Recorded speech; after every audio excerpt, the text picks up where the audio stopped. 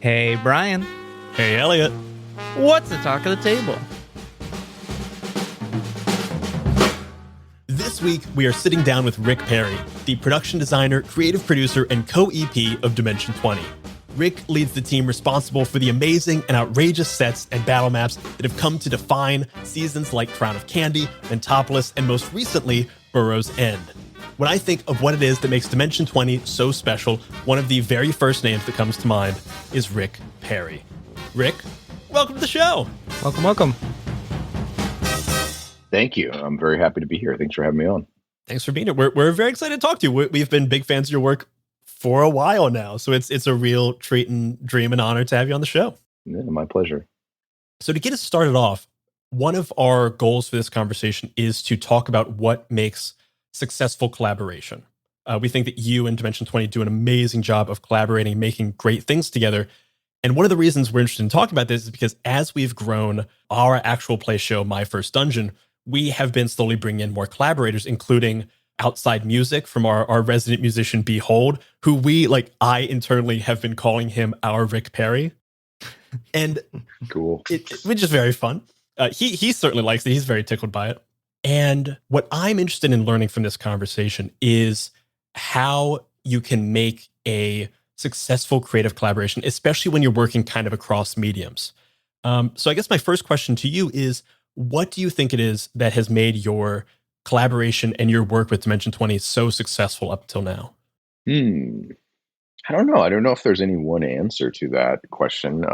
I do think collaboration is the cornerstone of it. And it's an aspect of creative work that is incredibly enjoyable and fruitful for myself. I really work best when it's like 3 or more in a group, to have many voices and vectors coming together. I don't know. I feel like Dimension 20 is kind of we got a lot of room to sort of like come up with the show and create this thing and sort of go as hard as we wanted to. And Dimension 20 is kind of like this little, it can be at its best moments, this little like reactor box of all these very talented people with high rapport, just jamming and doing it for extended periods of time over months and months. And then it just reaches a crescendo during the shoot and that carries on into post. It's this big, long, jam band kind of thing or something. We don't know what we're doing, but we're having a lot of fun and making each other laugh and trying to impress each other and kind of all the best things that come from a group collaborative environment. I do really love that idea of trying to impress each other, because I do think that we, with this podcast and with My First Dungeon and with like other creative endeavors, it is always that fun thing of like, it's for an audience eventually, but your first audience is the person you're showing it to first, the person that you're most excited to show it to.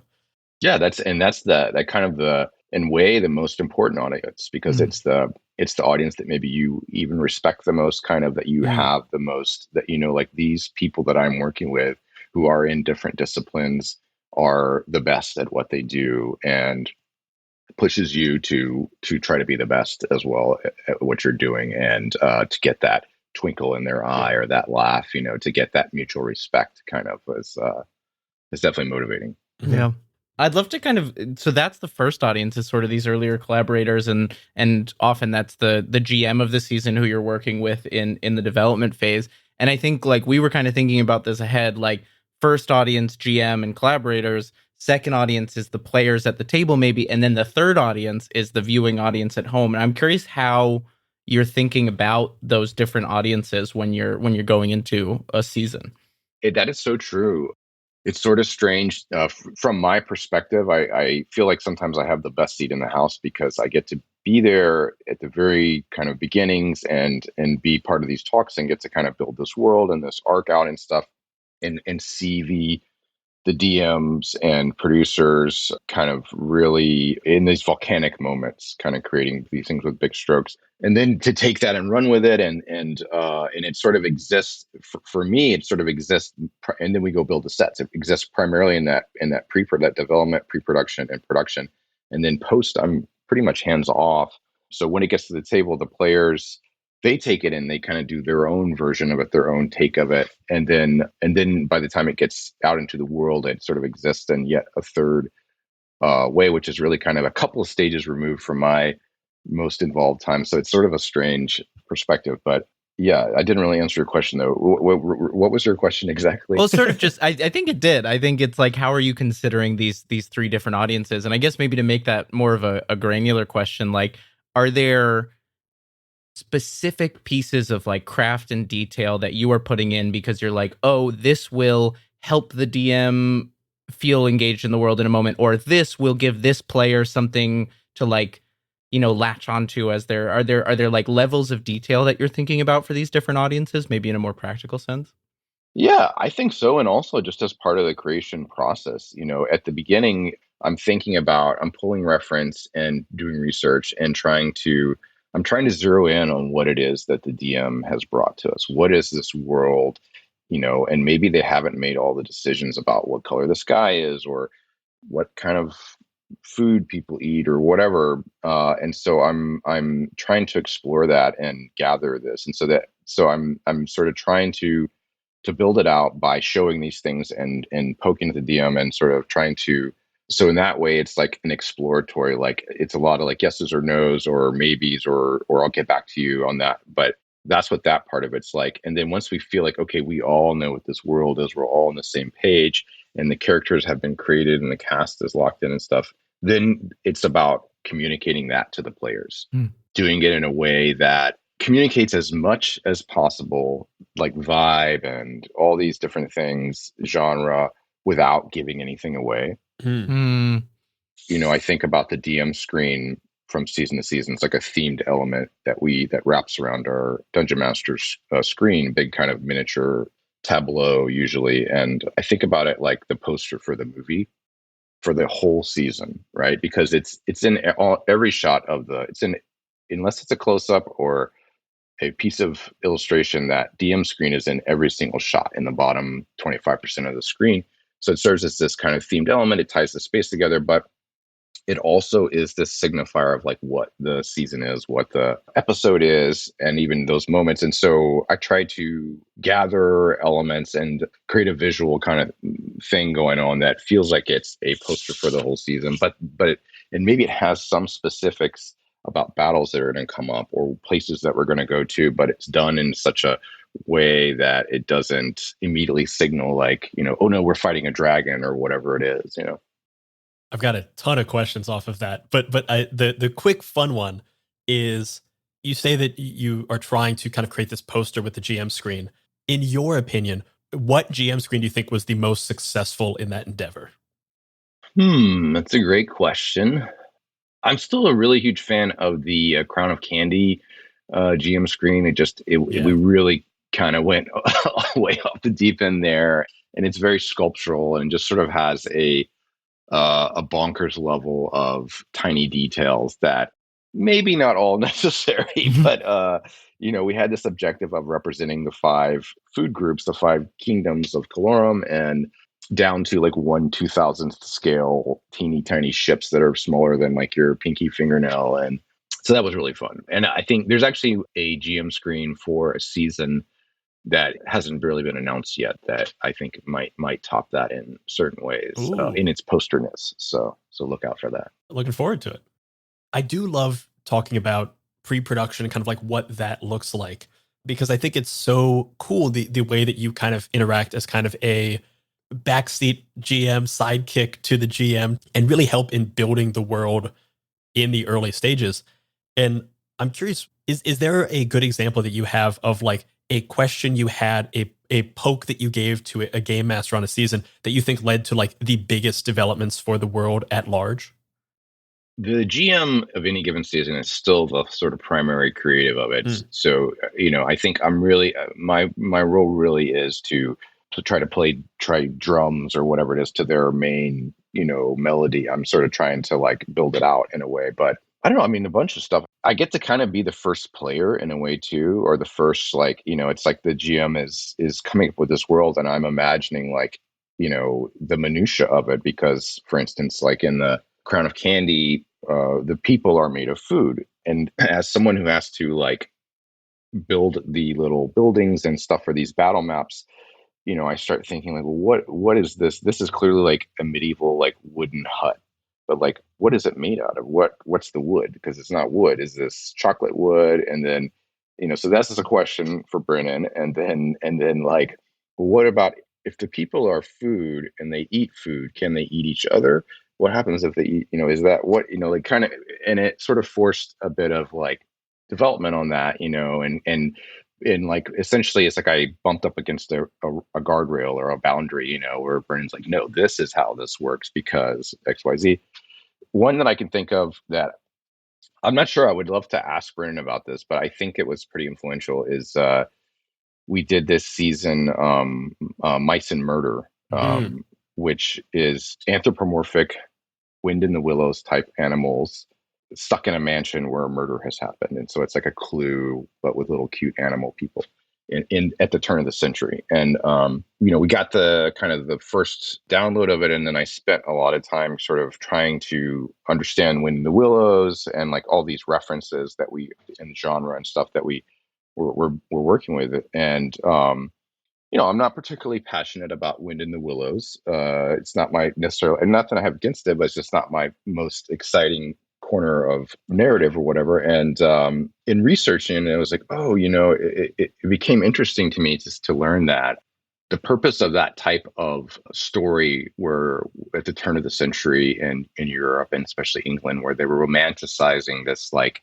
bucolic pastoral past that didn't really exist exactly, and doing these like watercolor paintings because of the Industrial Revolution and the encroachment of all these giant like stinky machines with smoke and soot. And so it was like a reaction to that. It was like, that's really interesting, so I brought that back, and I was just discussing, when I was sort of showing reference and sort of my take on that season, I was talking about that, and I think Brennan like really like latched onto that, and it became a theme of the season, And I'm curious in that when you're in this development process, at what point are you getting your hands into creation? Are you doing test builds in development and showing them to the GM? Is it all conversation at that point? Yeah. Do you get to get into the craft like in those early stages? Yeah, sometimes it being an anthology show, really varies wildly season to season, what the process is like. Certainly sometimes an early build is very appropriate to explore a concept, or like, oh, we know we're going to have a lot of mushroom people in this season or whatever, so let's build some and see how that looks, or try this effect. When we did a season set in Tailspire, which is this awesome like a 3D kind of virtual dungeon software where you can create your own battle maps and run games, with your friends online. That was a new software for us to use for the show. And initially the idea was like, oh, we have this like computer space. We should build maps as big as possible. And I want to build the mountains in the distance, and I want to do all these sort of things. And then, we dive into the software, and it's like, actually, that's not what the software is designed to do. And you can only build so far before it starts to like kind of break, because it's meant to be sort of a microscopic sort of view into one little set piece, one little world, So anyway, just things like that, where it's like, okay, let's go and figure out, whatever it is that we need to figure out for that season. When we did Starstruck, which is based off of these graphic novels that Brennan's mom wrote, that was like a week and a half of like, I have my copy here somewhere, but it's like, of just pouring through there, taking pictures of the pages and cataloging like all the types of technology, and sort of doing a deep dive on this existing world to understand it, and then reporting back and being like, well, I noticed there's a lot of this, and this, and the spaceship should be a hot dog because look at all these goofy like 50s like diner kind of vibes that they have, I gotta think you get some weird emails, or like your emails must be fun. Like what or the questions you gotta ask, like, wait, should the ship be a hot dog or a hamburger? Is the wood chocolate wood or is it celery wood? It's good problems to have. Yeah, it could be worse. Yeah, for sure. So in my day job, I work as an assistant director for television shows, and so one of the things that I'm very aware of is like learning to speak the languages of all the different departments. Like, this department doesn't care about this, but they do care about this. And I'm curious, especially working as a production designer and working with a number of game masters and working with a number of different departments. What do you do when like people aren't speaking the same language, if that makes sense? Like, have there been times when you're like, what you're imagining, what the GM is imagining, or what you're imagining and what is realistic within the bounds of the production aren't jiving? How have you best like course corrected and found things that do kind of work together? A very poorly worded question, but I think you get the gist. I think I understand what you're saying. Yeah. I mean, that's hard because the rapport is the lifeblood of collaboration. And if you don't have it, you're not really doing anything. You may be working hard, but you're not creating anything that is of significance, in my experience. So I think you just have to work at it until you find that commonality, and I mean, luckily that is sort of seems like what GMs do anyway when they run a game, is that they're trying to find rapport with their players who may not all be the same play style or have the same social ways of communicating. And so GMs tend to be pretty good at that. But I do find that so far, all the GMs I've worked with in this way, that everybody brings different skills to the table, different sort of like tools in their creative toolbox. Like Matt Mercer is a very, Matt does most of the miniatures and terrain for them. He thinks that way and comes with like very concrete battle concepts, early on. And, different GMs have different strengths or areas where that's not an area that they kind of creatively operate in. So my job is to sort of try to figure that out and sort of shore up or try to fill the area that we need to get information on. You have to get that rapport and you have to find that common ground and trust, otherwise I think you're not necessarily making anything kind of. Yeah. Has how you've come to that relationship changed over time? Like when you think back to seasons 1 through 3 and how you approach the relationship with the GM versus how you sort of approach it now? Well, I started out just as the production designer of a show called Fantasy High. It was before it was Dimension 20. And at that point, it was like, we would like you to build a like fantasy high school classroom where we're going to shoot this show in. And then it sort of evolved. But being there in a similar way in a time when Dropout was had some money to invest in shows, and they were spinning up a whole bunch of shows at once. So there was kind of a bit of a vacuum as far as like, I think, ability to give everything to a single show, especially a show like an actual play show, which really is a massive amount of both content and creative choices and world building, all these sort of things. So there was a lot of like, well, what about this? What if we did miniatures? What if we did this? Or like, hey, let me show you all this thing I just found. And it would cost $5,000 more, but it's really cool if we put LEDs on the set. And they're like, yes, or whatever, let's do that. So it was very collaborative. And then also realizing that like, okay, we're going to build these battle maps, but like, and Brennan knows a lot about the first battle and elements of these other battles, but there's a lot that is not figured out. So I'm going to start suggesting stuff or asking questions and try to get answers, and because it's just a huge amount to like magically just sort of know in your head, especially at the top of a season that doesn't exist, right? That maybe the player characters haven't even been created for yet.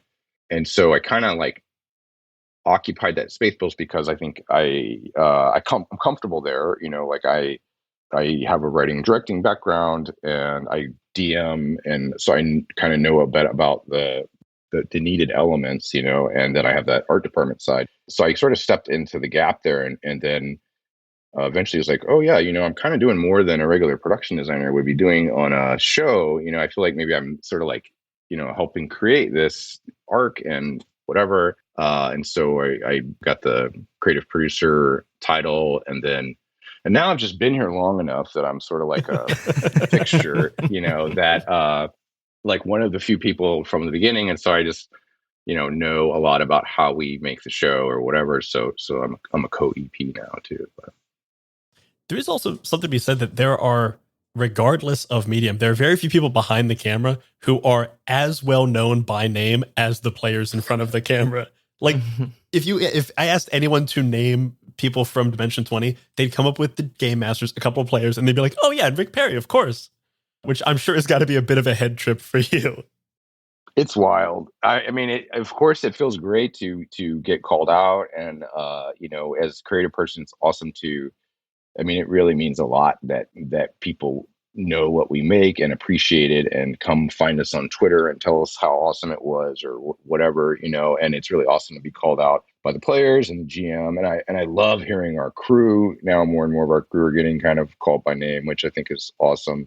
But yeah, it's wild. I don't know. I mean, it's like it's surprising and awesome. So it sounds like you had this sort of very natural growth and filling in of a position from like production designer to production designer and creative producer and co-EP. Have you had an opportunity to watch other people within like your team who've grown and like shown their abilities to grow into positions that maybe they didn't know at first, like over the course of now 20 seasons? Do you have any like great stories of somebody who you would shout out who's had a journey like that?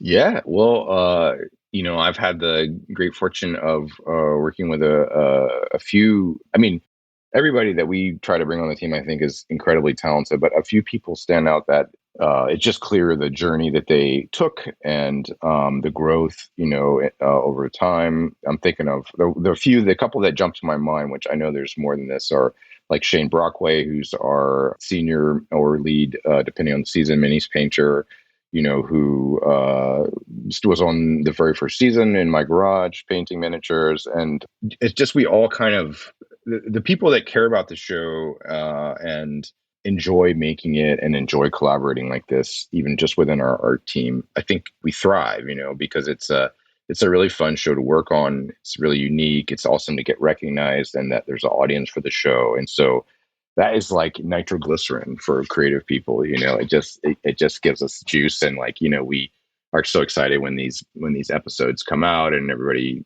gets blown away by the stuff.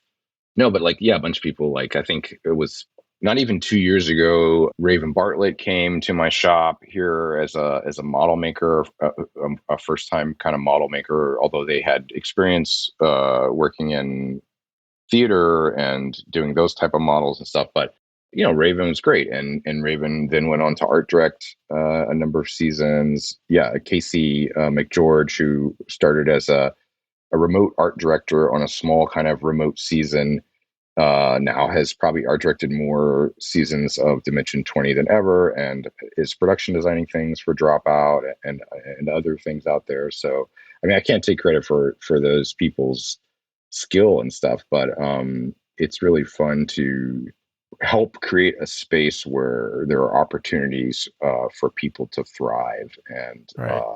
And help us make cool shit. And man, they make me look good.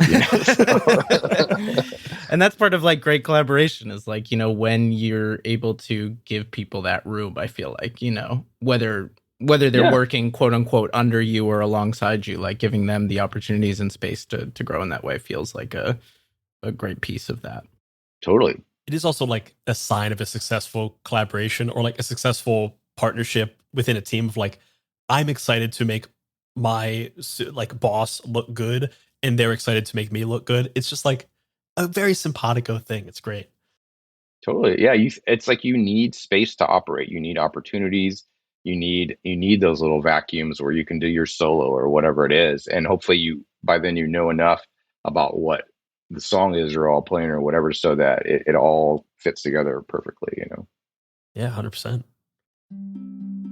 Midnight Muscadines is a cozy, dark tabletop role-playing game where light and shadow intertwine in a fractured world. Players take on the roles of Marmoteers, brave adventurers who journey into the untamed Wildernight to collect the elusive Midnight Muscadines, craft magical jams, and protect the fragile light of Nim. Through collaborative storytelling and resourceful gameplay, players weave tales of courage, community, and the pursuit of balance. Will you preserve the light, uncover the truths hidden in the shadows, or reshape the balance of the world forever? Midnight Muscadines is perfect for fans of Studio Ghibli and Sea of Stars who seek to capture the magic of exploration and the heartfelt adventure in a world where small heroes make a big impact. Play Midnight Muscadines as a traditional GM'd game, GM-less, or even solo. Midnight Muscadines is crowdfunding now on BackerKit. Join the campaign at pandeongames.com/muscadines. I'm Quinns of tabletop role-playing game review show Quinn's Quest, and this is Play to Find Out. Play to Find Out is an actual play podcast that brings notorious old games from the 80s and 90s back to the table. Each season of Play to Find Out, I'm joined by Emily Johnson and Rob Morgan. Good? Nervous? Yeah. You both looked at each other really concerned, like you think what's about to happen is going to be unpleasant. And frankly, I think that's rude. And together, we explore the TTRPGs of ages gone by. Our goal? To separate the TTRPGs that deserve to be remembered from those that maybe don't. I don't know, Emily. It was the 80s. A lot of people were on cocaine. We blow the dust from decrepit systems to learn how they work. Your 100 on the encounter table bursts out. Right, you've encountered a fog. Get ready. Don't laugh. Does one get ready for a fog? Don't laugh. Encounter their unique quirks. I do finger guns to cover up how I wince. A weird thing happens as you do finger guns. Oh no. And I'm hoping that the Quinn's Quest community will join us in exploring these games too. If you this up, cannot describe to you how much your adventure ends here. Yeah, that's fair. Because the best way to learn is to play to find out. Play to Find Out is available now on the Quinn's Quest Patreon, but the first episode of each series streams for free on the Quinn's Quest YouTube channel and wherever you get your podcasts. Anyway, you failed the Earth roll, and you made jokes while I was doing my exposition, so you don't get to hear any more. Oh, no. Come on. I was shook as...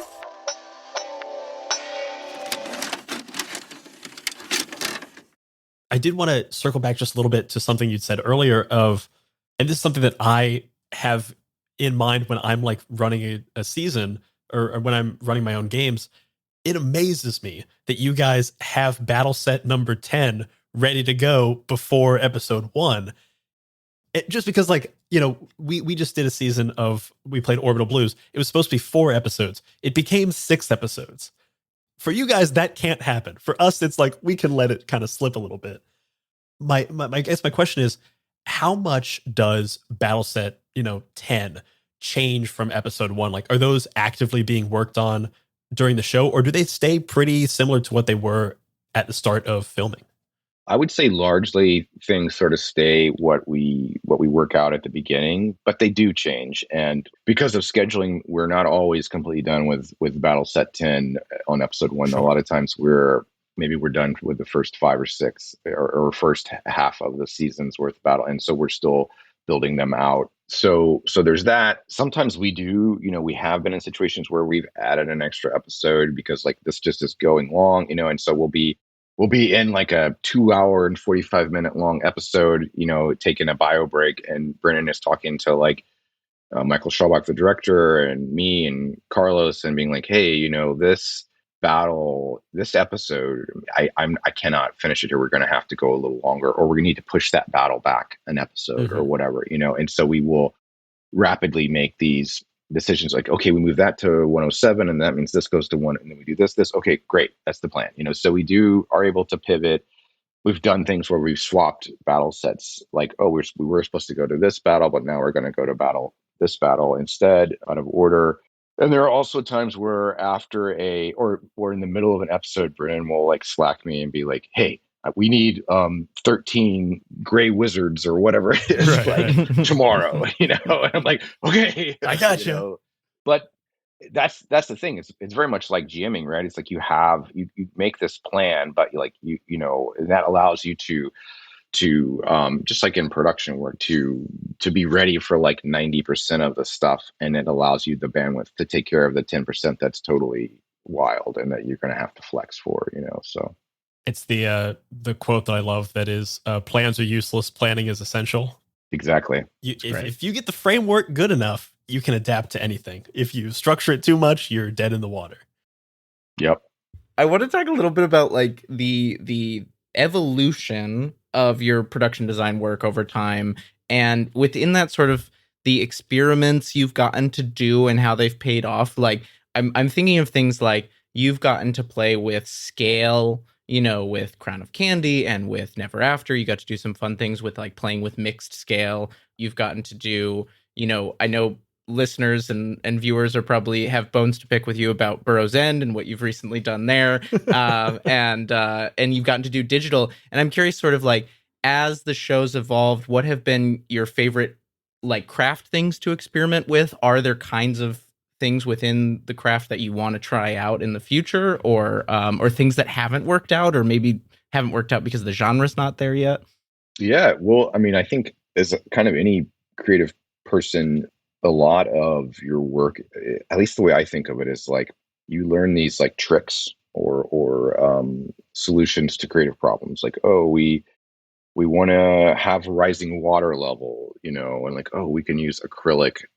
Well, once you figure that out, then that becomes a new tool for your tool bag, a new trick, and you may not have that encounter that exact same problem again, especially because we're trying not to repeat ourselves where we can, but like you have that experience, and so you may encounter something similar and you're like, well, last time we did that, so I can take that and change it a little bit, and now I have another tool for my tool bag. And so you keep building up these, it's the same with DMs too. I think when you run into situations like, oh no, this is not what I planned or whatever, and you figure it out, and then now the next time you encounter a situation similar to that, you have more tricks. And that goes to technical stuff too, like what adhesive works best. And, there's many things that we have learned over time about what kind of like trees we want to use, because you can put a mini on them, or, I mean, it's sort of an endless amount of tiny little tricks that are incredibly useful sometimes, but also it's just like a huge amount of information that is like usually not all relevant all the time, Right. So yeah, I'm trying to think of specific examples, but like, yeah, just like, if you're building a piece of terrain, you need to think about, some really basic ones that I bring into a battle map is like, if you're building terrain, you need to, that is going to have miniatures move on it in a conventional way. You need to be thinking about where the miniatures are going to sit and how are they going to slide off. If they're going to slide off, then you need to be thinking about how you're going to stick them on there, or maybe it needs to be magnetized. So that's like trying to put myself in the player's seat or the GM seat when it's running, thinking about if you have a battle map, that is, I think a battle map's kind of like set pieces, right? Like in an action movie, you have that 6-minute epic fight, and it's going to have all these beats in it, and hopefully there's something dynamic that happens where the battle changes. Could happen a couple times. Usually a battle is about 4 rounds long, kind of, or give or take, or sort of like that's maybe the max that with 6 players that it doesn't start to drag potentially. There's exceptions to all these rules, but that's sort of, those are jumping off points. If you have a battle that has a strong sort of like puzzle conceit, like this is what's happening in this battle, try to have more than one way to solve it. Don't just have like the button that they got to push over there or whatever. Have other possibilities. And then when the battle's running, you don't have to reveal all those. Just wait for the players to discover one and then be like, yes, that's the way that you Right. bless that choice. And then that becomes as if it feels so magical to them, but it also prevents that situation where you're like, just push the button, like, Yeah. look, I made that one button, Right. Legibility, readability is really important. A battle map teaches the players how to play it, much like a board game. Just by looking at it, you should be like, okay, this is the space. These are the elements. These are the things. Oh, look, there's that over there. Maybe I can interact with that. Maybe that has a purpose. When you're making a miniature, you're sort of like censoring what elements go into it, because it's impossible to do every fiber of every tiny thing. So you're already making choices about what's visible and not visible. And with the battle map, you're also doing that. Don't include things that you think are, maybe they're realistic, but they are a distraction.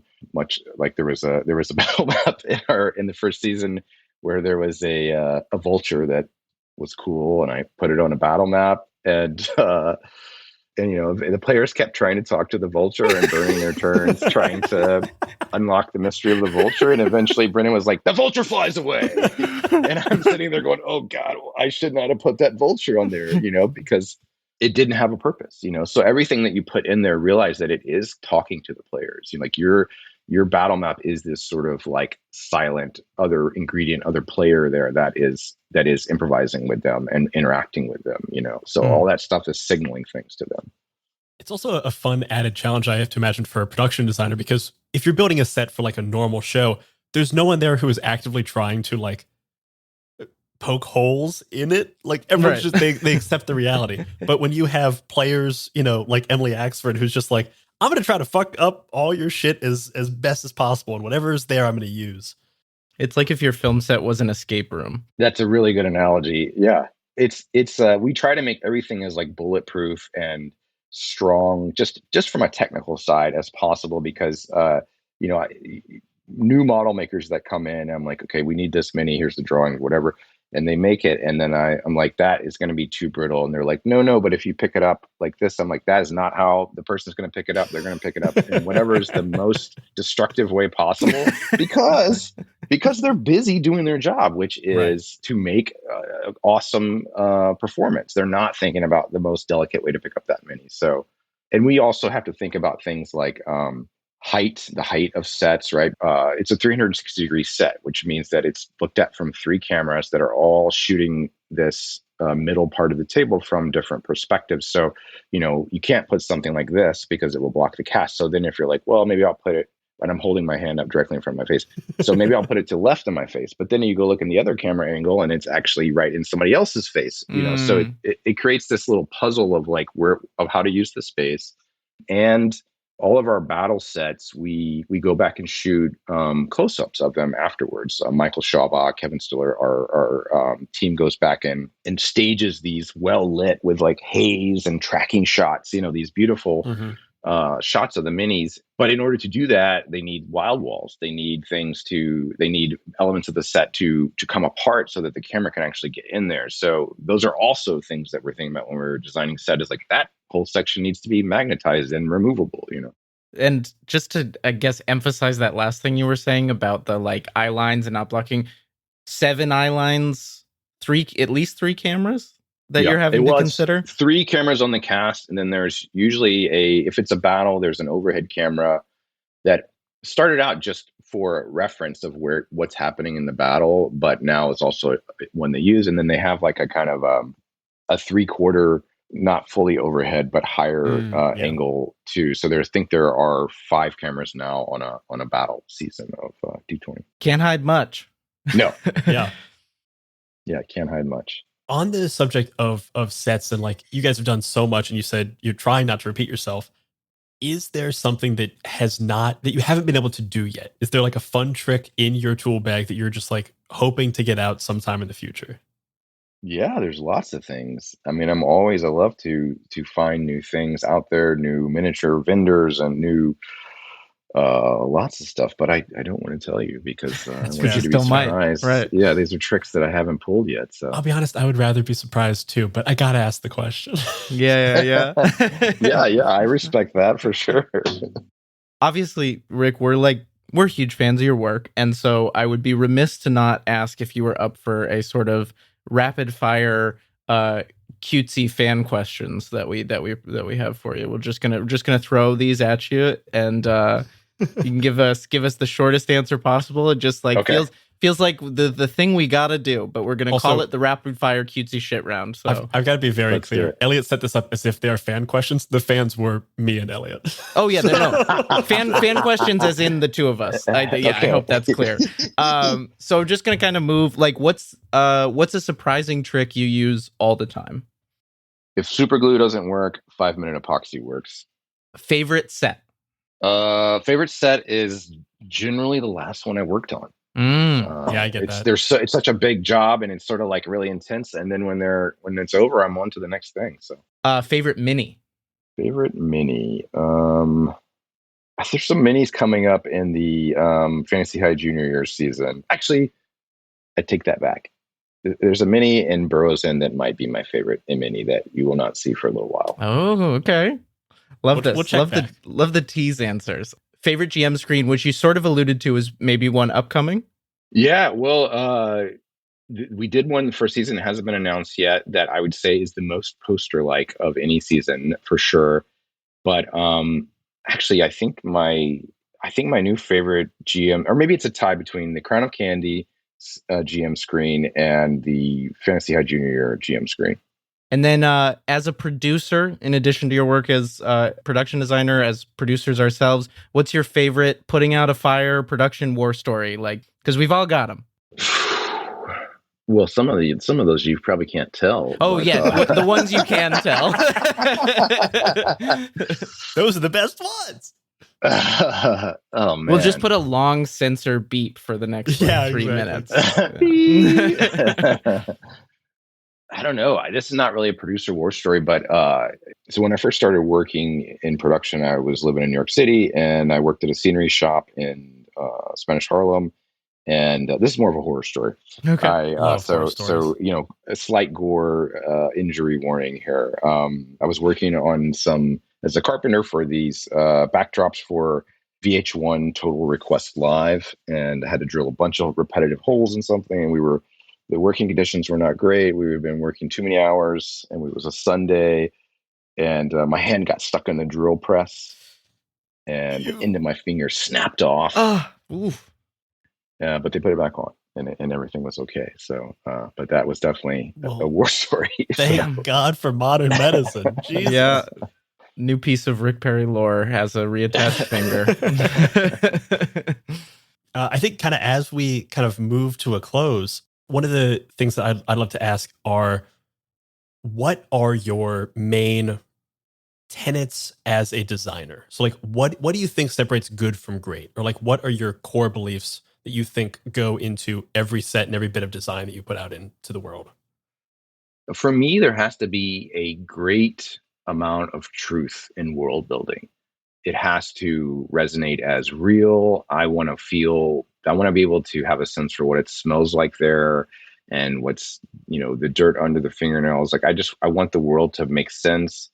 And I think maybe that's just my way of getting fired up about it, because that allows me to find like the beauty or the aesthetically interesting things to feel inspired to create beautiful things. But for me, it's like I'm a big Wikipedia reader, and research, and just sort of like do my own world building is a big part of my design process. And the other thing I will say is I love to leave aspects of design open-ended until the last possible moment. I like to, it's part of the reason I like to be a production designer and also get to lead the shop, because I want the thing we're making to stay alive and vital, and allow for any last moment inspiration as we're working with this material to be like, oh, you know what, this should all be blue instead of red. It's going to look so much better, or whatever, and do that.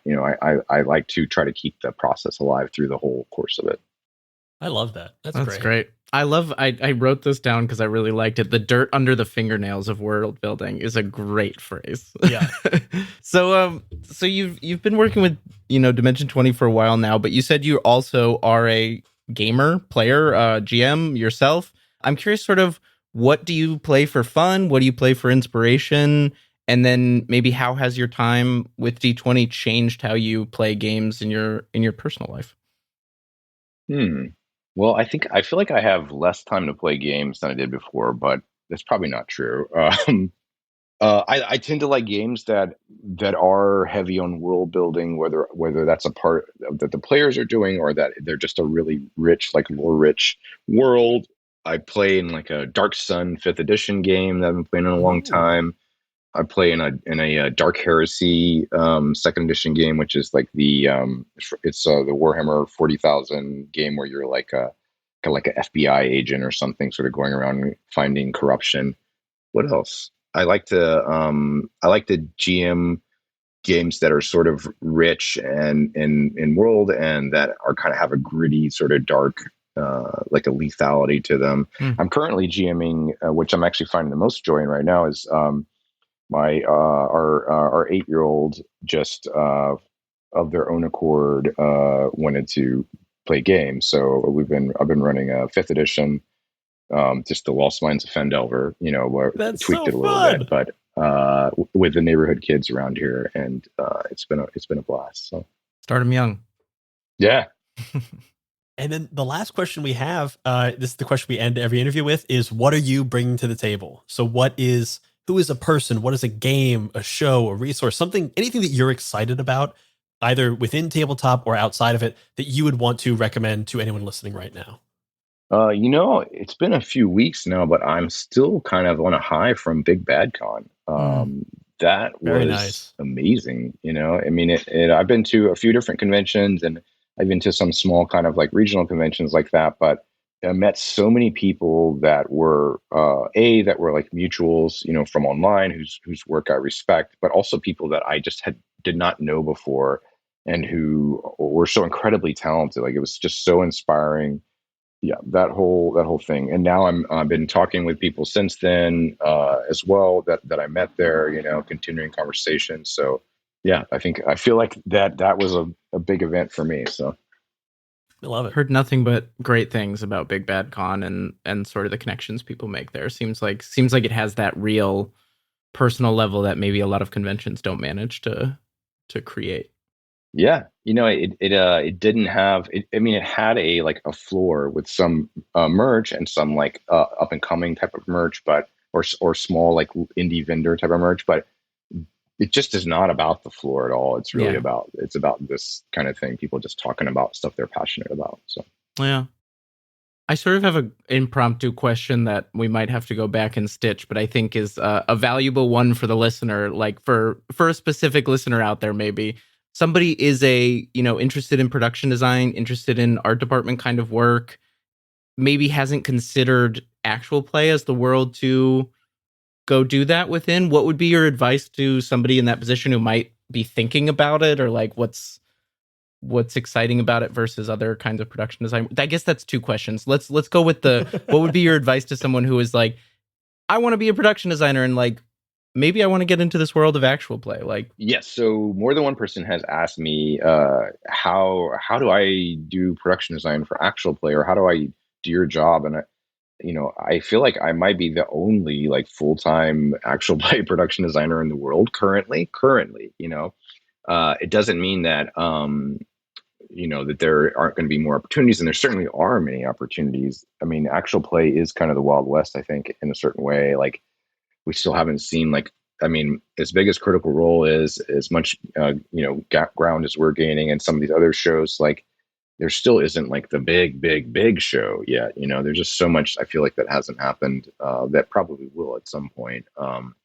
So I think there are opportunities. There's probably people in your town that are making actual play that desperately need your design help and would be happy to have you work with them. And then, I don't know, as far as like getting into the film and TV industry, I feel like that's a whole other hour long. Oh yeah, you don't have to go there. That's a whole other thing. But it's a I will just say that, like, it's a really fun, exciting field, and a lot of people have basically like fine arts backgrounds and then go get in as like a carpenter or a painter or a set dresser and sort of learn the business, because it is a very high context, like high jargon sort of business. So you work in one of these kind of craftsperson roles often, and then sort of on the side are doing your production designing student films or shorts or whatever. And at some point you just step that way.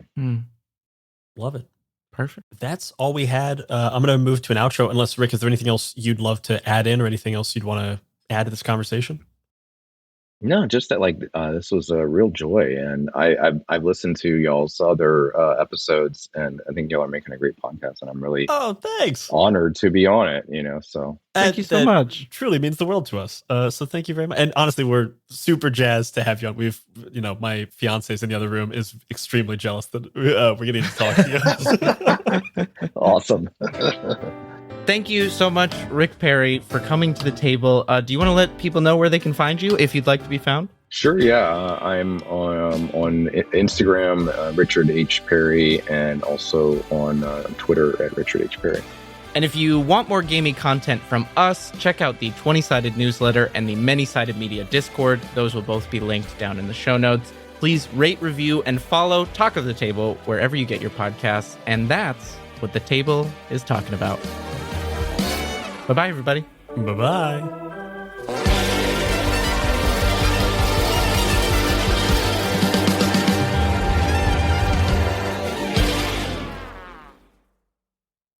If you're looking for more great gaming content from everyone here at Many-Sided Media, you should consider subscribing to the 20-Sided newsletter. It's a free, bi-monthly newsletter for people who love games, make games, and just love making games.